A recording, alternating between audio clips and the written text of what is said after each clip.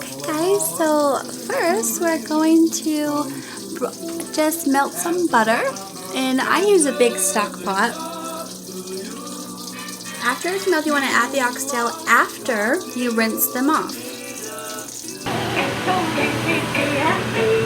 Okay guys, so this is what it looks like just right now. I mean, it's pretty boring because it's literally just butter and rinsed off oxtails, but now we're going to add our seasoning and mix it all around and try to get each side brown. You can do one layer of these if you want, or not. I mean, it's up to you. I do it more like a stew, so let's...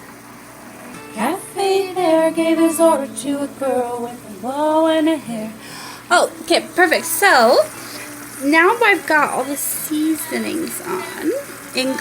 So what I put is fresh cracked pepper, a little bit of Lowry seasoned salt, some Worcestershire sauce, a little bit of Old Bay, and a little bit of a Frank's Red Hot, and then just my normal garlic powder, onion powder, thyme, and sage. And then I also add 2 packets of Lipton Recipe Secrets beefy onion soup, and then I add 1 packet of McCormick's slow cooker pot roast. Trust me, it's so good. We're gonna stir this up and let that kind of marinate. There, I don't know if you guys can see, there is like a juice on the bottom that's formed, because when you rinse off the oxtails and you put them in, it automatically produces juice at the bottom of it. But when it cooks with all this stuff and all the flavor at the bottom, this is going to be a really good flavor down there. Alright, we are now adding our last 4th box of beef stock.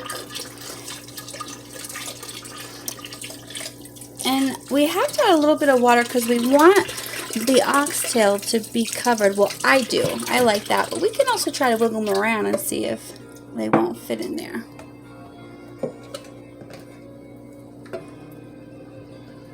Oh, they might wiggle. See?